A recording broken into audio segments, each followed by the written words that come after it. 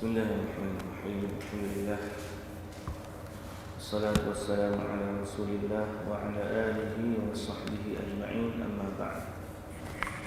InsyaAllah pada pagi ini kita baca dari surah Al-Buruj.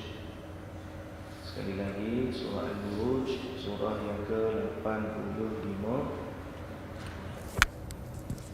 Surah yang ke-85, juzuk yang ke-30 dalam muka surat 590. Kita akan baca bermula dari ayat yang ke-12. Bermula dari ayat yang ke-12.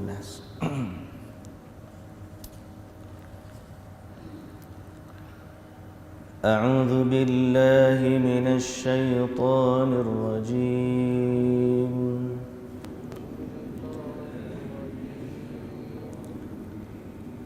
Bismillahirrahmanirrahim.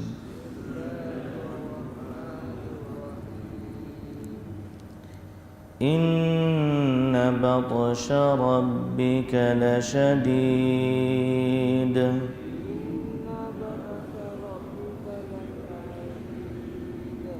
Innahu huwa yubdi'u wa yu'id.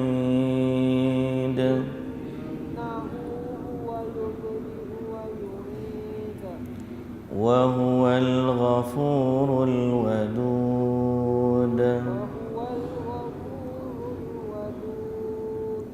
ذو العرش المجيد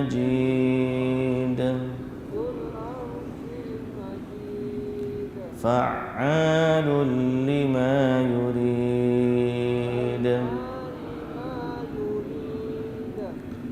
هل أتاك حديث الجنود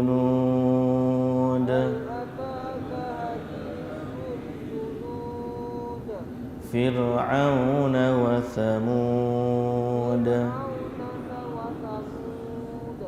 بل الذين كفروا في تكذيب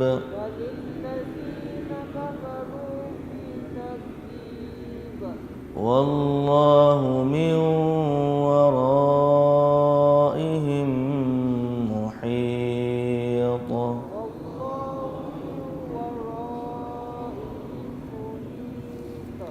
بل هو قرآن مجيد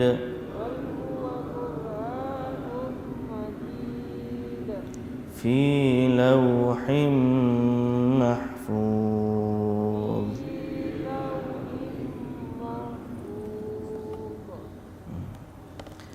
Bismillahirrahmanirrahim. Segala puji dan syukur bagi Allah Subhanahu wa taala, Tuhan pemilik sekalian alam, pencipta kita, pentadbir segala urusan kita, yang menentukan takdir kita, yang memberikan rezeki kita, yang memberikan kesihatan kepada kita, memberikan manfaat kepada kita, mengelakkan mudarat daripada kita. Dialah Allah. Ilaihi yurja'ul amru kulluh, di mana segala urusan ini kembalinya kepada Allah Subhanahu wa taala.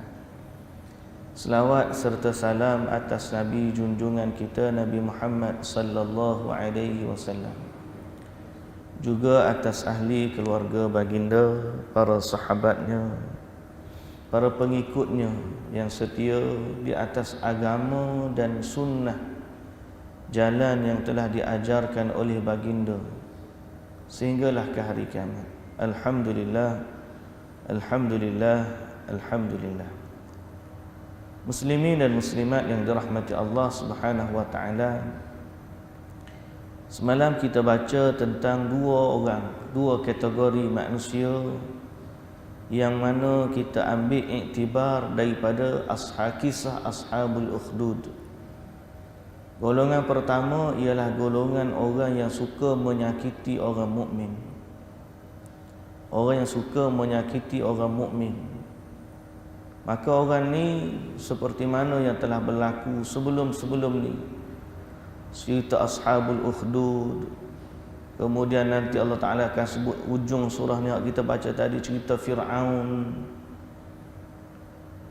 Zaman Nabi Muhammad sallallahu alaihi wasallam, Abu Jahal, Abu Lahab, Umayyah bin Khalaf. Zaman moden ni Mustafa Kamal Atatürk, contoh jalan. Orang yang suka menyakiti orang mukmin dan orang yang berusaha memberikan kemudaratan kepada orang mukmin. Maka orang lagu ni Allah Ta'ala kata, innal ladzina fatanul mu'minina wal mu'minat, orang yang memberikan ujian atau memberikan kesakitan, menyakiti, menganiaya orang-orang mukmin lelaki dan wanita, kemudian mereka mati dalam keadaan tidak bertaubat, bagi mereka azab neraka Jahannam. Sebab tu dalam zikir kita pagi tadi, zikir pagi tu kita dak baca tu, ada doa supaya kita ni tak termasuk dari orang yang menyakiti orang muslim yang lain. Allahumma alimal ghaibi wasyahadah, kita kata, ya Allah, Tuhan yang mengetahui yang gaib dan yang tersembunyi. Fatiras samawati wal ard, Tuhan yang pencipta langit dan bumi. Rabba kulli syai'in wa malikah, pemilik, Tuhan segala sesuatu dan yang merajainya. A'udzu bika min syarri nafsi, aku minta perlindungan kepadamu ya Allah dengan keburukan diriku. Aku minta kalau benda buruk pada aku minta berlindungan dari sifat buruk aku. Wa min syarri syaitani wa syirki, dan aku minta perlindungan dengan Allah juga daripada keburukan syaitan dan sekutu-sekutu syaitan. Wa an aqtarifa ala nafsi su'an, dan aku minta berlindung daripada aku buat buruk ke atas diriku, au ajurrahu ila muslim, ataupun aku buat kejahatan kepada muslim yang lain. Tak berhati doa zikir pagi Nabi ajar ke kita. Ada dalam tu doa berlindung daripada kita ni buat jahat kepada orang muslim yang lain. Kita tak nak buat jahat kepada diri kita, kita tak nak buat jahat kepada orang lain. Zalim terhadap diri ni apa dia benda tuan-tuan? Zalim terhadap diri paling besar ialah bila seorang manusia tidak menyembah Allah Subhanahu wa taala. Allah Taala kata, innasyirka la zulmun azim. Sesungguhnya kesyirikan ini adalah kezaliman yang besar. Bila dia ada Tuhan, dia pergi sembah selain daripada Allah, orang yang zalim. Hari ini kita dah nampak orang zalim tu adalah orang yang buat jahat kepada manusia. Orang yang zalim tu adalah orang yang makan rasuah. Orang yang zalim tu adalah orang pecah amanah. Tapi sebenar-benar di sisi Allah, orang yang zalim itu ialah orang yang menyembah selain daripada Allah Subhanahu wa taala. Orang yang zalim itu ialah orang yang mempersekutukan Allah dengan sesuatu yang lain. Sedang pada waktu dia dicipta, hanya Allah Azza wa Jalla sahaja sendiri satu-satunya yang mencipta dia, yang tidak memiliki sekutu. Allah Ta'ala kata apa? Ana aghna syuraka'i 'anil syirk. Aku adalah Tuhan yang paling tidak berhajat kepada rakan kongsi.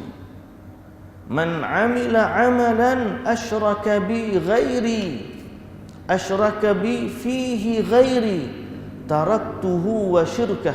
Dalam hadis yang sahih riwayat Imam Muslim, kata Nabi sallallahu alaihi wasallam, Allah berfirman dalam satu hadis qudsi, aku, kata Allah, adalah Tuhan yang paling tidak berhajat kepada rakan kongsi. Siapa-siapa yang buat amal, tiba-tiba dalam amalan tersebut dia sekutukan aku dengan sesuatu selain aku, kata Allah. Dia sekutukan aku dalam amalan itu dengan sesuatu selain daripada aku, kata Allah Azza wa Jalla, taraktuhu wa syirkah. Aku tinggalkan dia sekali dengan kesyirikan-kesyirikannya. Inilah orang yang paling zalim sekali bila dia sembah selain daripada Allah. Jadi kita minta agar Allah Ta'ala lindungi kita, jangan termasuk dari kategori yang pertama. Jangan sampai kita menzalimi seorang Muslim yang lain dengan lisan kita, dengan tangan kita. Sebab Nabi SAW dah sebut sifat seorang Muslim ialah al-muslimu man salimal muslimuna min lisanihi wa yadihi. Seorang Muslim itu ialah Muslim yang lain selamat daripada lisan dia dan juga tangan dia. Mudah-mudahan Allah jaga diri kita daripada kezaliman terhadap diri sendiri dan juga kezaliman terhadap Muslim yang lain.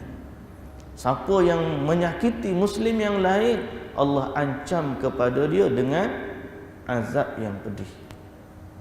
Bimbang kita. Sebab tu semalam kita juga sebut konsep al-wala' wal-bara'.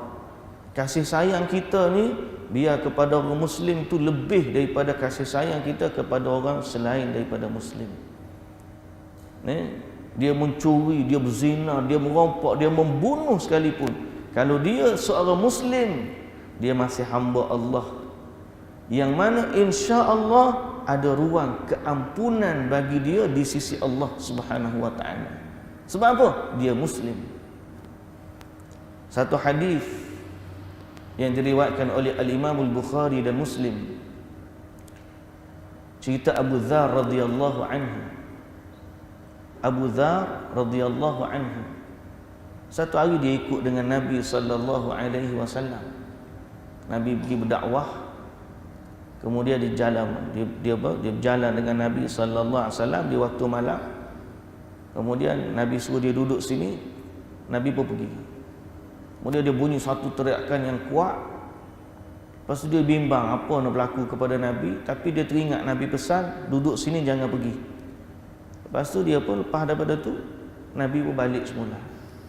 Nabi semula selesai.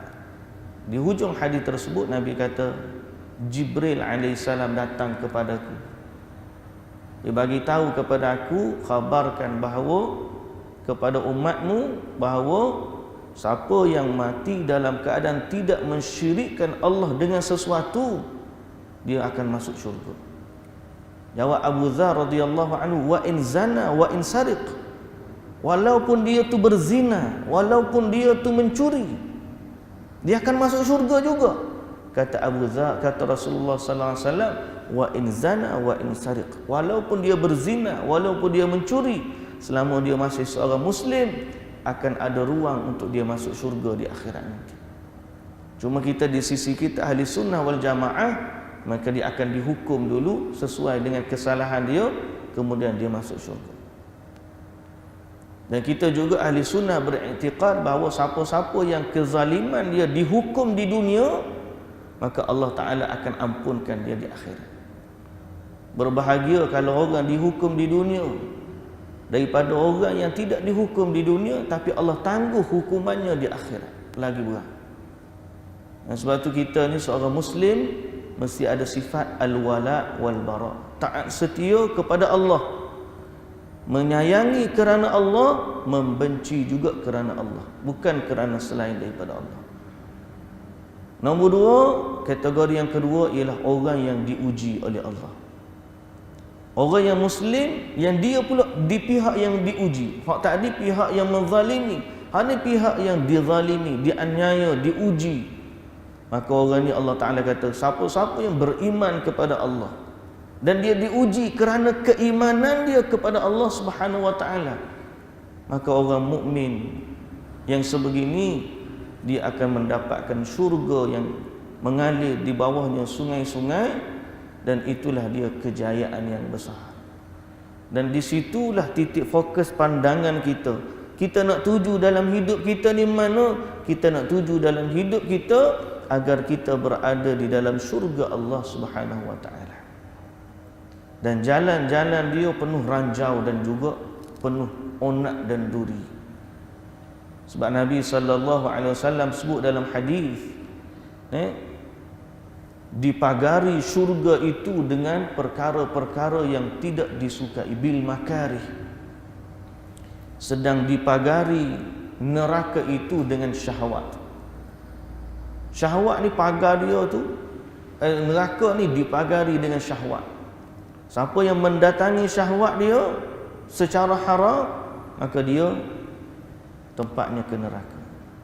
Siapa yang menahan diri daripada syahwat dan bersabar di atas kesusahan selama hidup ni, sabar di atas ibadah, sabar dalam meninggalkan maksiat, sabar di atas musibah, maka insya-Allah Allah mudahkan dia jalan ke syurga. Ni dua kategori manusia. Kita pilihlah. Dalam hidup ni kita nak duduk di belah mana. Kata Allah Subhanahu wa taala dalam surah Al-Insan, "Inna hadainahu as-sabil imma syakiran wa imma kafura." Kami tunjukkan kepada kamu jalan. Sama ada mu nak jadi orang yang bersyukur kepada Allah ataupun nak jadi orang yang kufur kepada Allah Subhanahu wa taala. Muslimin dan muslimat yang dirahmati Allah, dan di saat seorang muslim diuji oleh Allah, jangan kita pula jadi orang yang bertepuk tangan, bergembira dengan ujian dia. Sebaliknya kita doakan kepada Allah agar kita tidak ditimpa musibah dan tidak diuji seperti mana dia diuji. Bila kita tengok seorang muslim diuji, kita kena minta dengan Allah, ya Allah, minta jauhlah aku diuji seperti mana dia diuji. Sama ada ujian dia bersifat musibah, ujian dia sifat macam mana, fizikal yang tidak sempurna. Kita tengok siapa-siapa diuji oleh Allah, kita minta alhamdulillahilladzi afani mimma btalahu bihi. Segala puji bagi Allah yang telah melindungi, menyelamatkan aku daripada apa yang telah menimpa dia. Tu dia kena, mujur tak kena kita. Kalau kena kita, berat lagi. Jadi sifat orang mukmin tu kena jelas. Kasih sayang kita kerana Allah, benci kerana Allah, sayang kerana Allah. Boleh jadi kita benci perbuatan dia, seorang mukmin kalau ada salah kita benci kesalahannya. Tapi jangan sampai kita benci diri dia kerana diri dia masih seorang muslim. Nah, ini dipanggil al-wala' wal-bara'. Kita tak suka perbuatan dia, betul tak suka perbuatan dia, tapi diri dia tu bila masih seorang muslim, masih saudara kita, maka seolah-olah kita ni balah adik-beradik. Adik-beradik kalau bergaduh lagu mana? Marah-marah, tapi adik-beradik kita juga. Kita boleh kata lebih-lebih muka adik aku tu. Betul tak? Sebab adik-beradik, malah adik-beradik seagama ni lebih besar nilai dia di sisi Allah. Mudah-mudahan Allah Subhanahu wa taala menjaga kita semua. Baik, sambungan kepada ayat yang kita baca ini. Inna batsha rabbika lasyadid. Sesungguhnya azab Tuhanmu sangatlah dahsyat. Azab Tuhanmu sangatlah dahsyat. Walaupun Allah Ta'ala sebut macam kita rasa mudah je, tapi hakikatnya tak ada orang yang sanggup untuk menahan azab Allah Azza wa Jalla. Jangan ada siapa pun dia rasa tak apa. Jadi sifat Yahudi ni, dia kata kalau masuk syurga pun, kalau masuk neraka pun, sekejap je kita masuk. Lepas tu kita masuklah syurga balik. Kata dia Yahudi, kalau masuk neraka pun sekejap je. Jangan rasa begitu. Azab ni tak patut diremehkan walaupun sedikit. Kerana kita tahu dalam hadis, seringan-ringan azab api neraka ialah bara api yang diletakkan di tapak kaki seorang hamba, dengan sebab bara api itu menggelegak dan mendidih otak dia. Wal'iyadzu billah, kita berlindung dengan Allah daripada api neraka. Innahu huwa yubdi'u wa yu'id. Maka setelah daripada Allah Ta'ala sebut tentang azabnya kepada orang yang menyakiti orang mukmin dan balasannya kepada orang beriman kepadanya dan beramal saleh, maka Allah sebut tentang dirinya, tentang kekuasaannya, supaya kita hamba ni kenal dia ni siapa. Sebab tu kita ada ayat dah sebelum ni kita sebut. Kita dengan Allah ni, kenalilah Allah dengan apa yang Allah perkenalkan dirinya kepada kita. Dalam Quran ni banyak ayat-ayat yang Allah memperkenalkan dirinya kepada kita. Maka kita bacalah Quran, lalu kita kenallah Allah dengan apa yang Allah kata tentang dirinya. Sebaliknya, janganlah kita mendekati metodologi yang lain, cara-cara yang lain untuk mengenal Allah. Sehingga kadang-kadang manusia ni meninggalkan kalam Allah. Dia pergi kepada akal pemikiran, ilmu logik dan seumpama dengannya untuk dia kenal Allah Azza wa Jalla. Akhirnya jadilah dia orang yang dalam kebingungan. Pasal apa? Dia mencari sesuatu yang di luar batas akal dia. Allah ni tidak boleh difikir dengan akal. Allah ni tidak boleh dibicarakan dengan hawa nafsu. Sebaliknya, untuk kenal Allah, satu-satunya jalan untuk kita kenal Allah Azza wa Jalla adalah dengan jalan wahyu. Itu saja. Tuan-tuan tak akan jumpa cara lain nak kenal Allah lebih baik daripada jalan wahyu. Duk seorang mikir, Tuhan ni lagu mana Tuhan? Duk mikir. Jangan benak-benak gitu. Tak sampai akal kita nak fikir. Lepas tu kadang-kadang orang tu duk fikir pasal Tuhan, zat ko sifat, duk main, akhirnya tak semayang, duk pening macam tu. Sebaliknya, orang nak kenal Allah, Allah ni sifat dia dalam Quran. Salah satunya Allah Ta'ala sebut, innahu huwa yubdi'u wa yu'id. Sesungguhnya Allah, dia tu siapa? Dia yang memulakan penciptaan makhluk dan dialah juga yang menghidupkannya kembali. Jadi Allah sebut kekuasaan dia.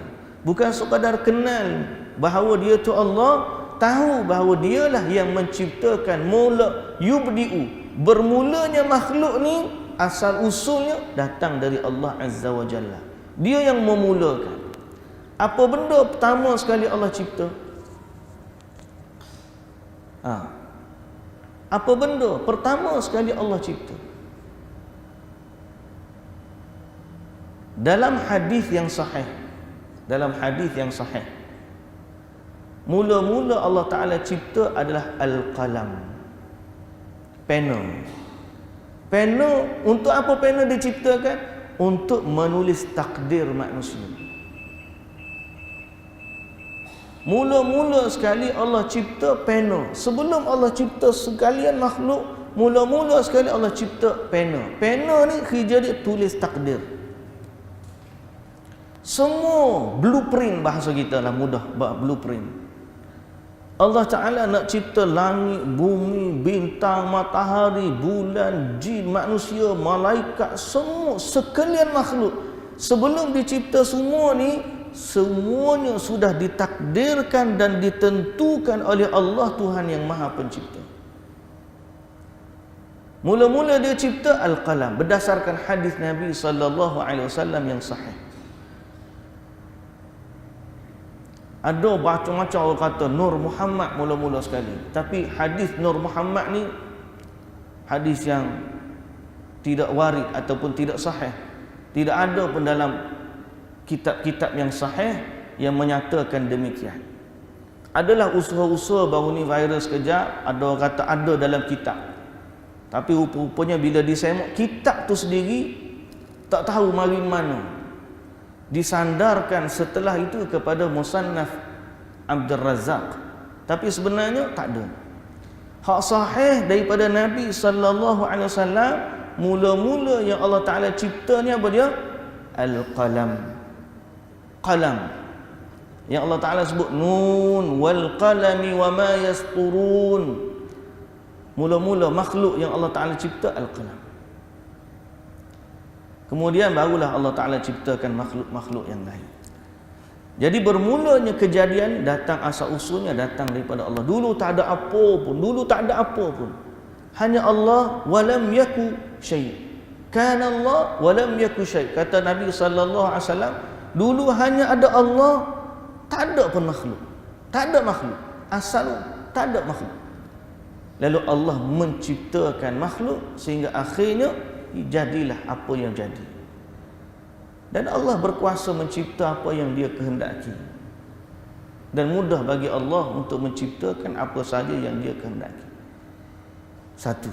Allah juga menyebut dalam ayat ni wa yu'id.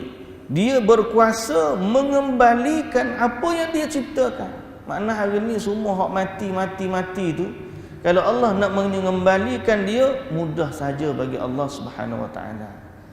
Jadi ayat ni mengaitkan kita juga, selain daripada memperkenalkan Allah dengan kuasa ketuhanan, mengingatkan kita juga dengan hari pembalasan. Jadi relate dia, hubung kait dia dengan ayat sebelum daripada ni, bahawa orang yang mengazab orang mukmin, walaupun dia mati dalam keadaan tidak terima balasan dia di dunia, dia tetap akan terima balasan dia di akhirat. Ramai orang-orang yang menyakiti orang mukmin, dia selamat di dunia. Bukan semua orang yang menyakiti mukmin diazab di dunia. Ada, bukan semua, ada. Tapi ada yang kita tengok, dia ni, dia punya kekuasaan sampai dia mati. Sampai dia mati pun dia azab orang mukmin dan kejahatan dia tak terbalas. Maka kita sebagai orang mukmin jangan kecil hati. Walaupun atas dunia ni tidak mendapatkan pembalasan, di akhirat nanti kita masih ada Allah yang mengembalikan semuanya. Okey, jadi ayat ni bukan sekadar memperkenalkan Allah, tapi mengingatkan kepada kita tentang hari pembalasan. Yang seterusnya Allah Taala sebut, wa huwal ghafurul wadud, dan dialah juga yang maha pengampun lagi maha pengasih. Dialah juga Allah yang maha pengampun lagi maha pengasih. Ay yaghfiru dhanbi man taba ilaihi wa khada'a ladaihi walau kana dhanbu min ayyi syai'in kana. Allah Ta'ala sebut dialah juga yang maha pengampun lagi maha pengasih. Dia perkenalkan dirinya kepada kita. Selain daripada itu, apa maksud ayat ni? Menunjukkan bahawa ada kaitan. Orang yang mati tak taubat, ayat yang kita baca sebelum ni, ayat yang ke-10, orang yang menyakiti mukmin mati dalam keadaan tak taubat. Setelah daripada itu Allah Ta'ala sebut dia maha pengampun. Maknanya ayat ni bukan sekadar memperkenalkan Allah Tuhan yang maha mengampun, tapi dia juga adalah galakkan kepada orang-orang yang nak bertaubat kepada Allah. Kalau dia terlanjur dulu menyakiti orang mukmin, maka hari ini masih lagi dia hidup, dia boleh minta ampun, maka bersegeralah minta ampun, bertaubatlah sebelum dia mati. Okey. Jadi Allah Taala memperkenalkan dirinya, ayat 12 atau ayat 13 supaya manusia ingat hari akhirat, dan ayat ke-14 perkenalkan juga diri dia dan mengaitkan dia dengan galakkan supaya orang-orang yang dah buat salah sebelum daripada ni bertaubat kepada Allah Subhanahu wa taala. Bertaubat kepada Allah Subhanahu wa taala. Al-Wadud pula yang maha pengasih. Sama juga, biasa Al-Ghafurur Rahim. Dalam ayat ni Al-Ghafurul Wadud. Rahim pun maha pengasih, Al-Wadud pun maha pengasih, menunjukkan bahawa Allah mengasihi orang-orang yang bertaubat kepadanya. Jadi setelah daripada taubat, siapa yang kembali kepada Allah, Allah kasih pula kepada dia. Bukan seperti manusia. Kita ni kalau maafkan orang, nak kasih tu payah. Dia minta maaf, tak apalah, aku minta maaf lah, aku maaf lah. Tapi hati kita tu payah juga. Allah tidak. Allah ni siapa yang bertaubat kepada dia, apa jua kesalahan dia lepas sebelum daripada tu, Allah Ta'ala hapuskan dan Allah ganti pula dengan kasih sayang, iaitu Allah ganti dosa yang dulu menjadi pahala. Ini dahsyat. Keampunan Allah ni dahsyat. Allah ni dia bukan sekadar mengampunkan, tapi dengan kasih sayangnya, mana-mana dosa sebelum daripada taubat itu ditukar menjadi pahala. Pernah dengar ada ayat tu? Illa man taba wa amana wa amila amalan salihan fa ulaika yubaddilullahu sayyiatihim hasanat. Antara istimewanya orang mukmin yang bertaubat ialah bukan sekadar Allah hapuskan dosa dia sahaja. Kalau hapus dosa boleh kira dah tuan-tuan. Ni tak, dosa tu dihapus, diganti tempatnya dengan pahala. Contoh macam contoh. Analogi mudah. Kita ada hutang dengan bank 10,000. Tiba-tiba setelah daripada berlakunya sesuatu, bukan hutang tu habis dah. Tiba-tiba ada kredit dalam bank 10,000. Hak tadi hutang 10,000 kita kena bayar. Ni bukan hutang tu dihapus. Tak. Tiba-tiba hutang tadi bertukar jadi duit itu. 10,000 pula. Ada ke manusia begitu? Tak ada. Tapi Allah, mana-mana orang buat salah dengan dia, banyak dosa, tiba-tiba orang tu taubat kepada Allah. Orang tu dia taubat kepada Allah. Dia minta ampun, ya Allah aku minta ampun, ya Allah aku minta maaf, ya Allah ampunkanlah dosa-dosa. Maka Allah Ta'ala punyalah Maha Pengampun lagi Maha Pengasih dan Penyayang ni. Allah Ta'ala akan ganti tempat dosa tu Allah hapus, ganti tempat dia dengan pahala. Ini galakkan Allah dalam ayat ni supaya manusia itu bertaubat kepada Allah. Dzul arsyil majid fa'alul lima yurid. Dialah Allah yang memiliki arasy yang mulia. Memiliki arasy yang mulia. Maknanya dialah raja segala raja. Mana-mana orang yang zalim, yang menyakiti orang lain, kena ingat bahawa masih ada yang memiliki kerajaan dan kekuasaan yang lebih besar. Kalau kita hari ni ada penguasa, maka kena ingat masih ada lagi raja segala raja yang memiliki arasy, singgah sana yang sangat-sangat yang maha mulia, itulah Allah Subhanahu wa taala. Fa'alul lima yurid, dan Allah berkuasa untuk melakukan apa saja yang dia kehendaki. Apa saja yang dia kehendaki. Malah dia tidak pernah ditanya tentang apa yang dia lakukan. Sebaliknya kita yang kena tanya. Dia nak buat apa ikut dia. Muka dia Allah. Baik. Jadi Allah Subhanahu wa taala ingatkan satu lagi cerita kepada kita, bagaimana kisah orang-orang yang berusaha menyakiti orang mukmin. Jadi pertama kisah Ashabul Ukhdud. Yang kedua Allah Taala kata, hal ataka hadithul junud. Sampai dah ke cerita kepada kamu cerita tentang bala tentera. Bala tentera. Tentera apa? Fir'aun wa Thamud.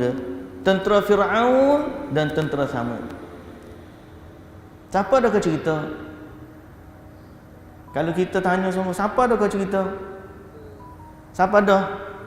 Siapa ke dah lagi? Siapa dah? Kita baca banyak kali dah cerita Fir'aun.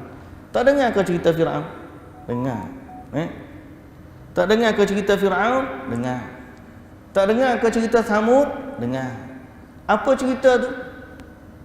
Bukan setakat cerita yang kita dengar, mata kita pun boleh tengok apa yang ada sekarang ni di Mesir. Piramidnya, Sphinxnya, tamadunnya. Tak sampai ke cerita tu kepada kamu? Cerita. Ambil iktibar. Apa iktibar dia? Balil ladzina kafaru fi takdzib. Iktibar dia ialah mana-mana orang yang lawan Allah tak akan menang. Mana-mana orang yang berusaha menyakiti orang mukmin, dia akan diazab oleh Allah Subhanahu wa taala. Ambil iktibar.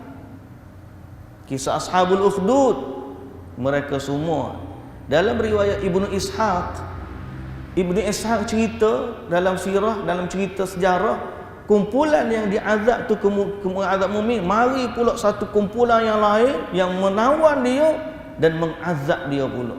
Mati pokok tu kena azab pula. Fir'aun dalam cerita Quran kita tahu akhirnya tenggelam dalam Laut Merah, mati kelemasan dengan semua bala tentera dia. Tentera Samud pun lagu tu juga. Fa uhliku bittaghiyah. Dia datang gegak gempita yang mematikan semua. Ini adalah contoh reality, real story. Macam mana orang yang berusaha menyakiti orang mukmin dan melawan Allah Azza wa Jalla, kesudahan dia macam mana. Kita orang mukmin bila dengar, jangan jadi orang yang sombong dengan Allah.